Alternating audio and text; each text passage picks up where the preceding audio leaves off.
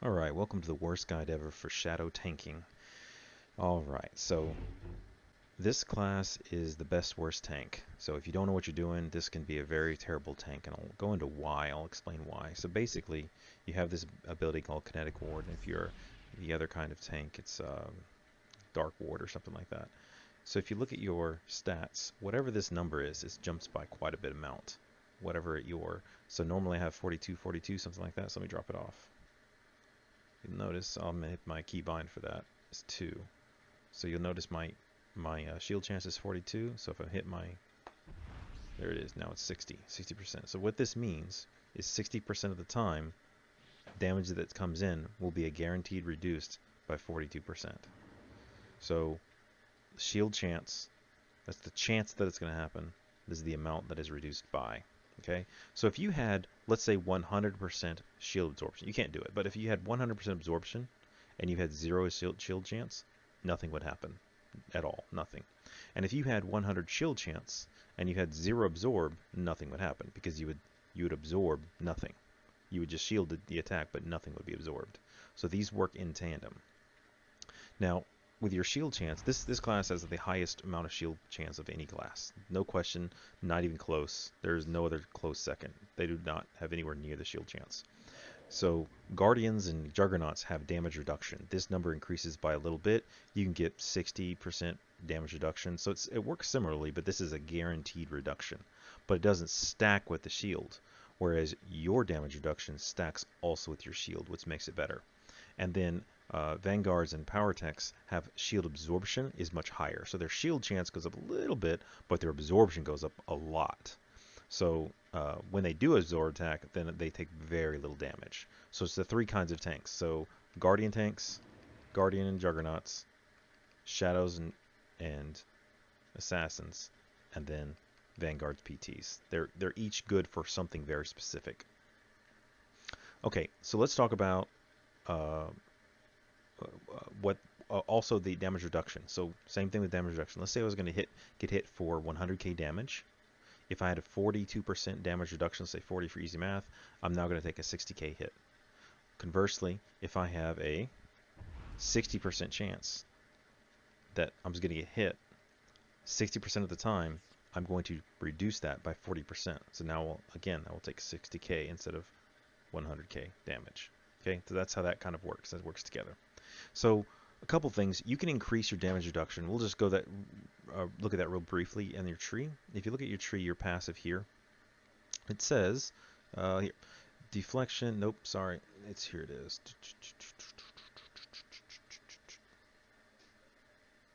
All right. So project a slow time, grant harness shadows, which makes your next cascading debris used uninterruptible and immune to pushback. That means what this means is you need 3. 1, 2, 3 project, or 1, 2, 3 slow time, or most probably you'll have 1 project, 1 slow time, and another project. So that's how that's going to work. Sometimes you can make project glow. That's the little thing about this class is your project. You can't really predict when that's gonna glow properly. So what happens is you're going to be granted the effect that allows your cascading debris to glow.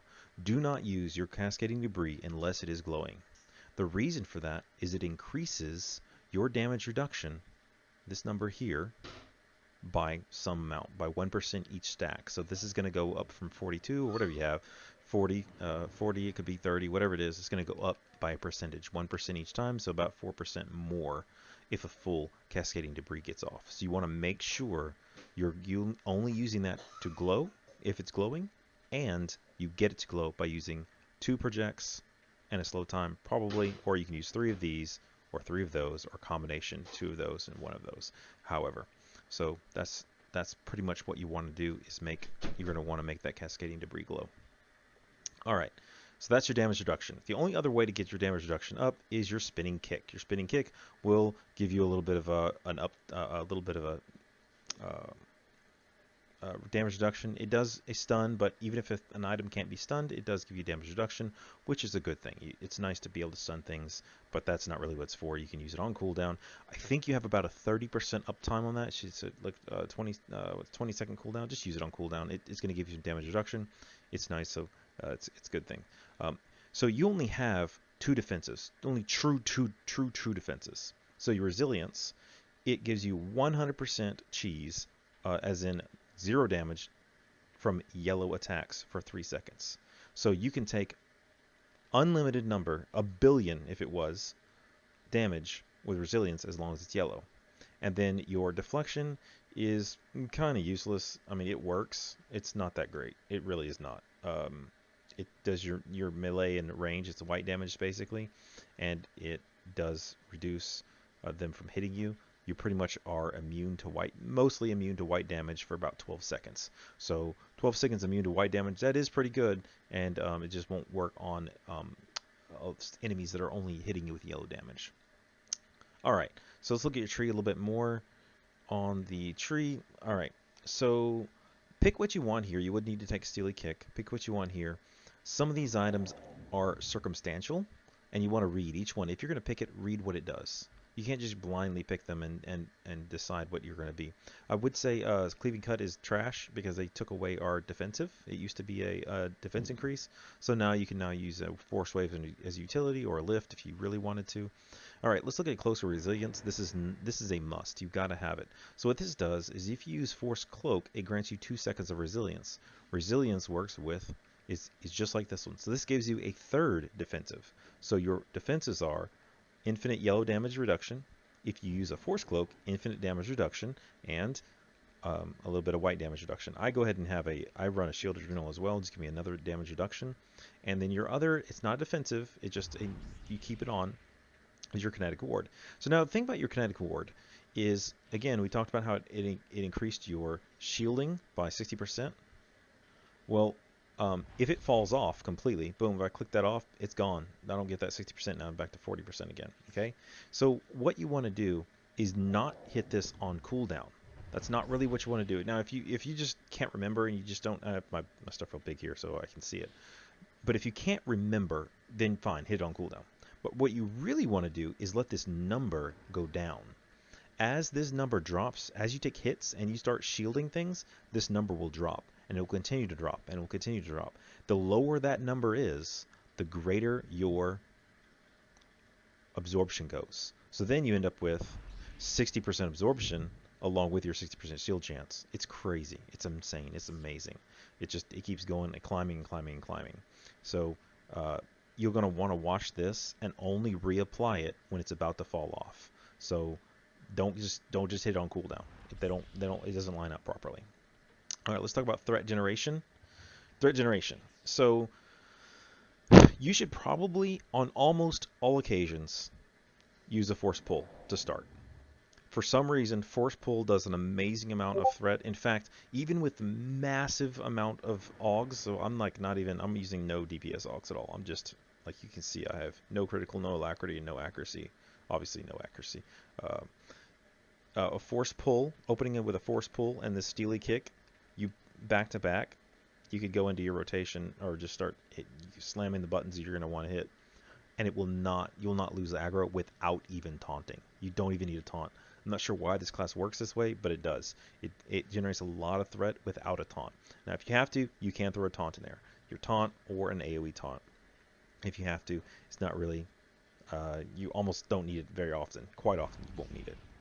All right, you can start in stealth, and you can start with a whirling blow. That's fine. It'll proc this. So when Shadow Strike is glowing, sometimes when you hit a Shadow Strike, your project will glow.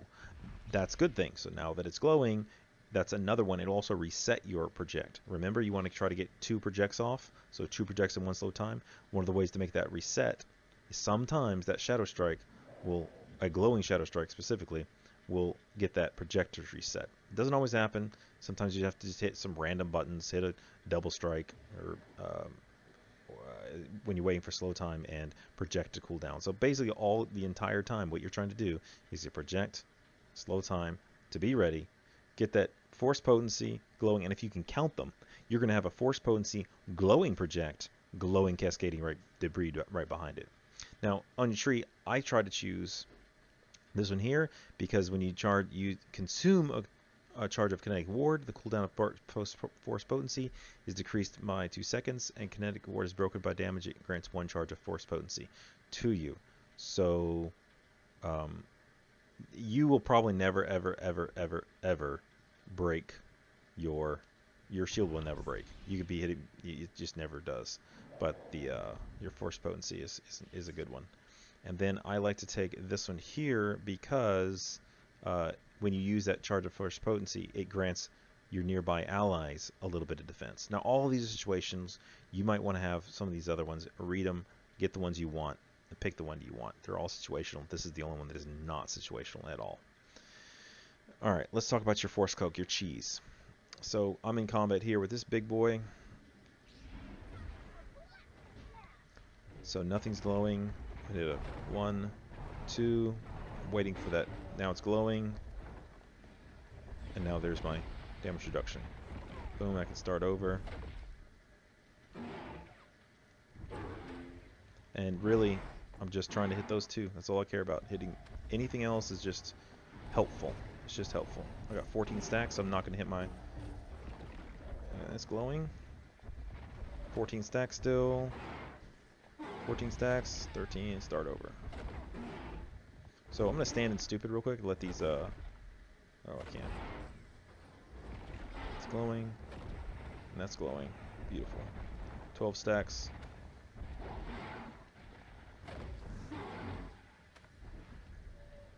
Stack still. It's about to fall off. Fell off.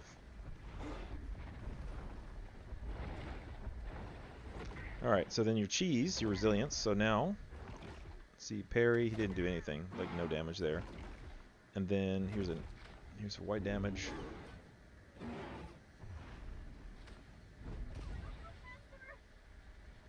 I'm standing stupid. Also, what was helpful to see what's going on with this class is if you're fighting trash, watch this. So if I'm going to turn this on, and where's my damage reduction here? So my shield is not up. Put my shield back up. 60% there. So my shield absorption is going up. And then if we look at where's my damage reduction? There, it's 42%. So it's glowing. See that 50% damage reduction, 51% damage reduction. And the steely kick in there, 66% damage reduction. So it's a really good thing to get that steely kick off cooldown and only use that cascading debris when it's glowing. So watch it up, go up, boom, let it fill up all the way. 46% damage reduction. So that's basically how you use it. You're trying to work in your damage reduction and work in your shield and maintain your shield. That's basically what you're doing. Also, you have the cheese where you stealth out. Now remember, if you stealth out, if you take this on your tree, grants 2 seconds of full immunity for 2 seconds. So you got to time your stuff just perfect. So the trick is to force cloak, taunt right away, because you're a tank. You got to own that damage. So it's force cloak, taunt. Let's talk about your tacticals real quick. All right. So I have most of the tacticals here that shadows use.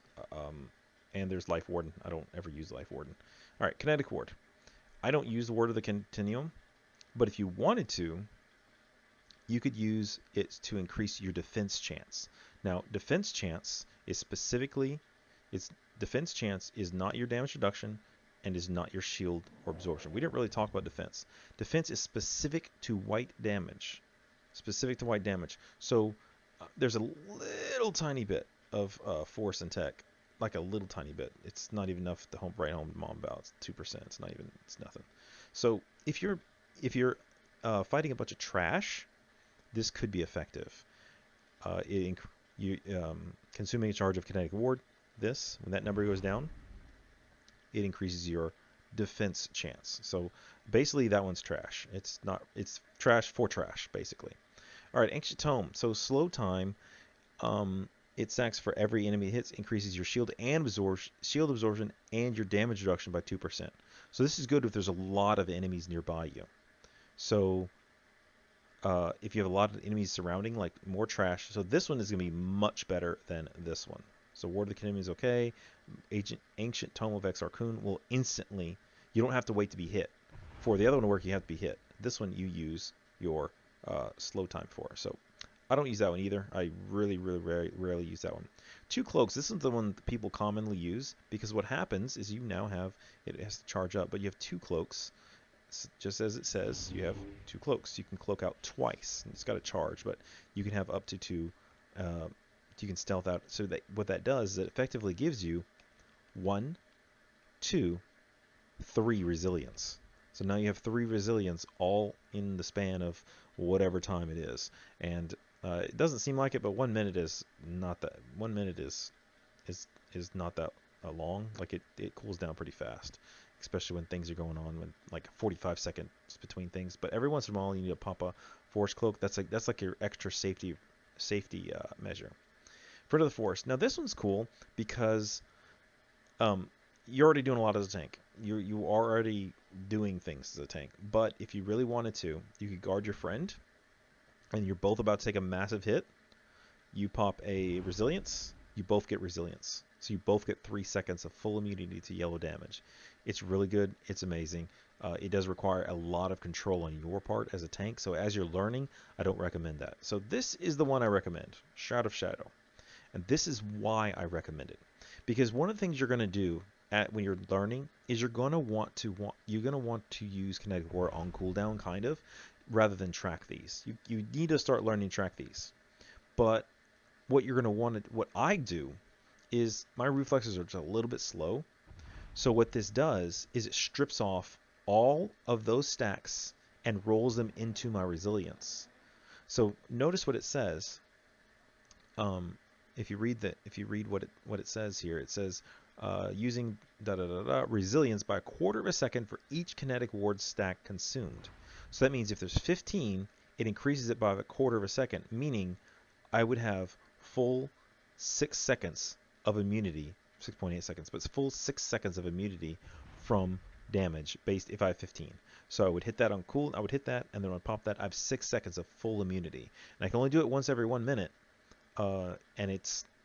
But it does work. So I have slow reflexes, and it gets me things like lethal strike on the new boss that happens. So I can just hit that, and it gives me, you can count it down. Like there's a full 6 seconds of that is full immunity right there of damage, and that's an eternity. 6 seconds is an eternity in PvP or PvE. I'm not talking about PvP because if you bring this tank to PvP, you're going to struggle because your damage reduction is lower. So a lot of classes do elemental damage. A lot of classes do elemental. And as I said, defense chance, that's not going to happen. Your force resistance and tech is going to bypass. Your damage reduction does a little bit of damage reduction to your internal and elemental, but your shield does 0. Notice it says chance that incoming energy or kinetic damage will be reduced by your shield. 40%, 60%, but I 100% guarantee you that elemental damage will hit you for full amount because it does not hit your shield at all. And so if you're up against an elemental class, which there are a lot of them out there, humans bypass your shield. One last item.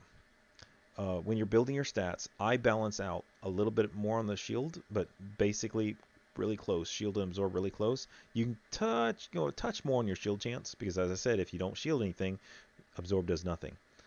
Don't ever do accuracy. If you happen to like play a hybrid class, you want to put some DPS in there or something like that, you want 0 accuracy. And here's why. If you go to your accuracy, notice I have 111% accuracy, naked, completely naked. I'm still at 111% accuracy. So you do not need accuracy added in this class at all. You never miss. At level 80, you never miss, ever. Unless something uses a defensive or it's immune. And that's all I got for you. So thanks for hanging out for the worst guide ever for the shadow tanking.